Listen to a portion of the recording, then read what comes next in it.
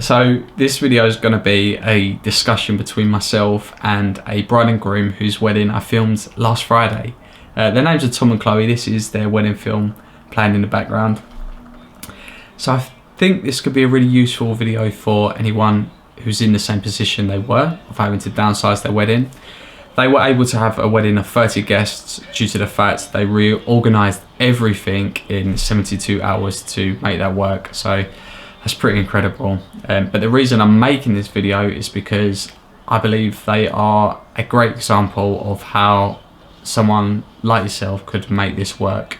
You know, I don't want to come across patronising in any way because it's not my wedding that's been affected by the pandemic. And I know the news of having to downsize is incredibly hurtful for a lot of people.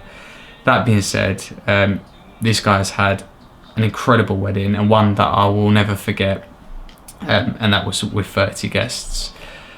So yeah, I'm not going to ramble on too much, but please enjoy the video. If you have any questions, now I'm a little bit more qualified. I've attended one of these weddings. Maybe I can help answer something for you. And I'm sure Tom and Chloe would, you know, be up for helping out as well. So I can always forward on your messages to them.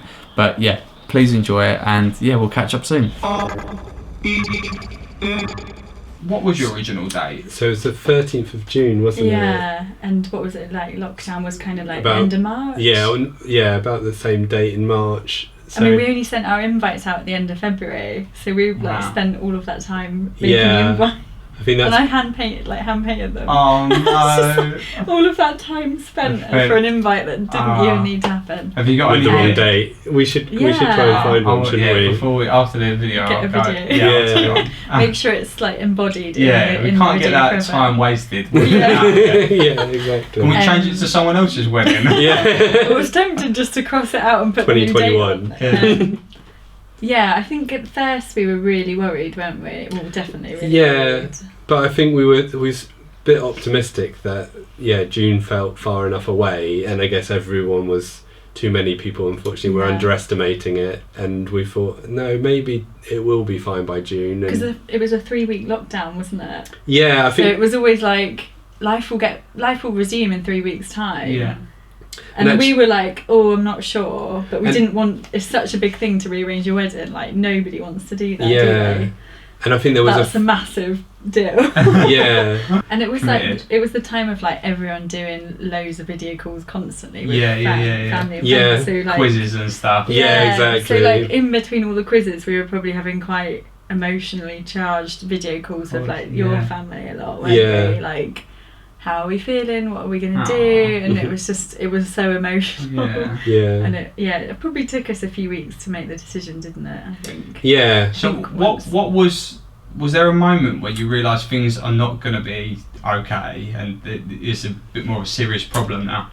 I remember Boris's announcement, like he did like the 8 o'clock announcement, didn't he? When he announced like the proper lockdown, I think, and that felt like that was quite early on though, wasn't it? That was that was like a real like moment, was it? I think sat in front of the telly. Yeah, that's right. Yeah. Yeah. Like just in like floods of tears, like. And the annoying thing with hindsight is we were toying with. They had some dates in November, which was like 3 months away. And we were, and it was like really cheap because it was limited availability. lastminute.com. And we were like, oh no, that's not long enough to organise a wedding. And obviously, with hindsight now, we know we can do it in 72 hours. You could knock out a wedding, no problem. Instead of 72 hours for a 30-person wedding. Maybe that's a business idea. That's what you need to be doing. To knock out weddings. Shotgun weddings, anybody. We'll get you sorted. It was a crazy time. Yeah, it was. So at that time, for me, it was quite a poignant moment again, was when we were still in the bracket of sort of 30 guests. But then there was news coming out about things like pubs reopening and restaurants opening. Was there a moment for you both where you thought, this doesn't seem fair? And it felt like we really struggled to understand why it wasn't more lenient for the hospitality and wedding industry. And no guidance. I think that was it was like, it felt like everybody was just trying to make it up as they went along, and like you kind of felt for the people you were talking to as well, because it was like, well, nobody knows what's happening. Yeah. And there was a period of a bit of hope as well, because there was talk of like October that gigs and stuff would start again. Yeah. And we were like, okay, well maybe like we'll stick with 30, but maybe it could increase by October, and or actually October would have been too soon, but it could be increased by then to be a few more. But yeah, lo and behold, the opposite happened. Yeah, we still feel sad, because the whole part of a wedding is everyone gets to meet each other. Like they get to meet the close friends that we talk about, the close friends get to meet, oh, here's that uncle that they talk about, here's that auntie or cousin.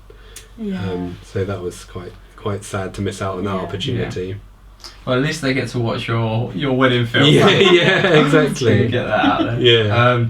So just to bring it back slightly, you obviously decided to postpone, but was there any moments where you were weighing up potentially cancelling the wedding?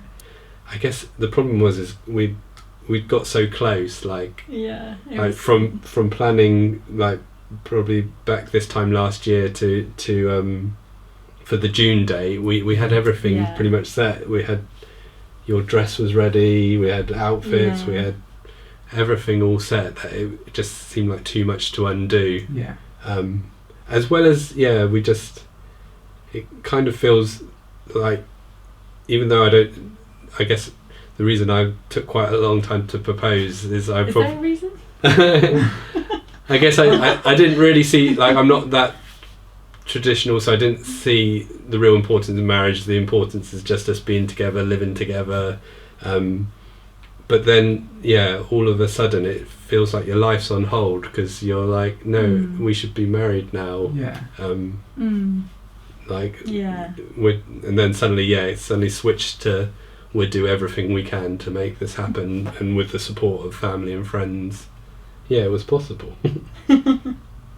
When Boris came out with the announcement that it was now not 30 but 50, what was that moment like for you both? It was horrible. So we had been given a bit of a heads up from Becca, the wedding planner at the venue. Only like 5 minutes. But literally like 10 or 15 minutes, she said, look, this is the rumour, just kind of prepare yourself. And I barely had enough time to tell. You'd been outside having lunch. Yeah, because it was a nice day. I was outside having lunch. I thought, relax out here for a while, only to get that news. You were with your mum and dad, weren't you? Yeah. And I was on back-to-back calls, and then about to go into another one, and then also start like a training course.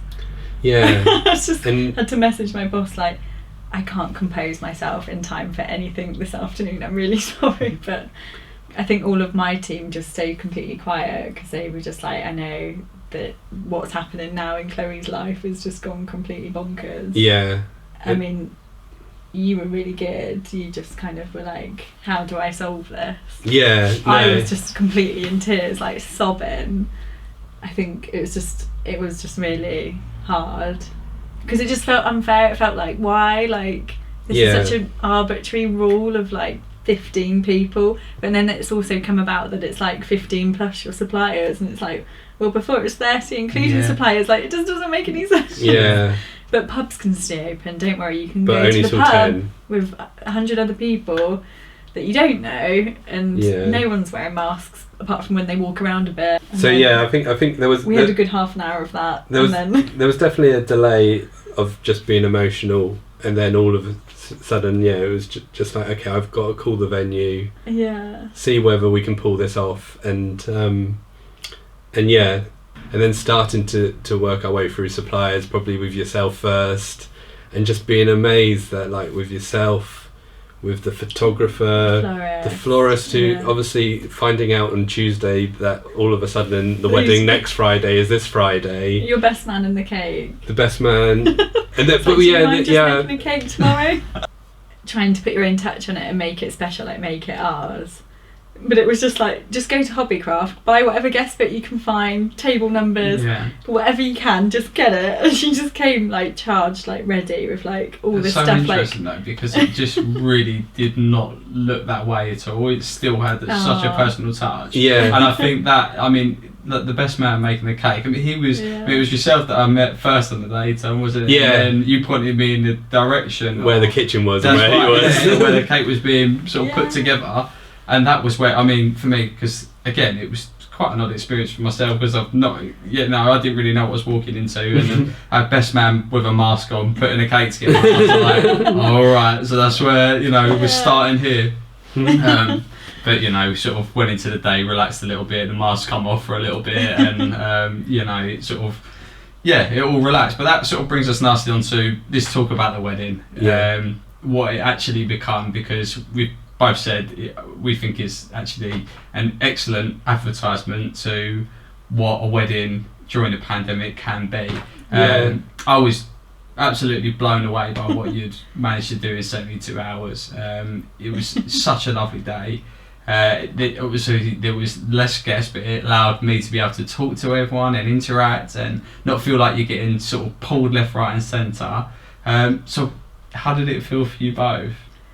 I felt like I was having an out-of-body experience all day. It's just like, I kept going, is this actually happening? I think because it just sort of all we'd all so been so busy with planning. We were physically there, but maybe not mentally. We were still prepared to be there, but all in a positive way. Emotional, supercharged, wasn't it? I think. Yeah. But suddenly. Yeah, that emotion was there the whole time. Yeah, but suddenly, you have a great opportunity to actually spend lots of time with everyone, and when before, for a standard wedding, people would quote you only get a minute per guest or whatever. Suddenly we were having a great day with 30 of our closest friends and family, and able to share it with all of them.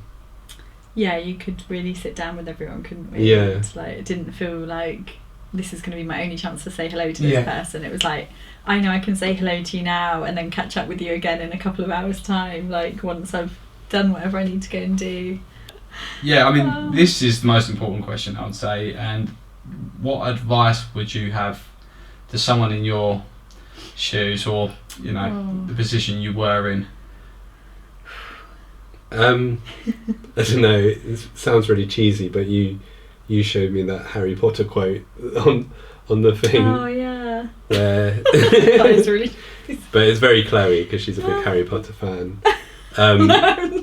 But it's along the lines of it's ridiculous to do a wedding right now with everything that's going on, and then the response is just that's exactly why you should be doing a wedding right now. I feel like we should be able to think of a good anecdotal recommendations. I kind of feel like for us, we just got to a point where we just really wanted to get married, and I think, I can't remember if it was your mum or someone who suggested whether or not it should go ahead anyway with 30 in the venue, and it was suddenly like a light bulb moment of actually we could have a wedding exactly where we wanted it, in the venue that we'd imagined getting married in for the last year, with the nearest people to us. And it was suddenly just a really nice moment, and I don't know, I just think, I guess for me, I felt like it was I don't know, I guess the whole pandemic in general has just put things in perspective of, you don't know what's around the corner anyway, you don't know if life is going to suddenly change.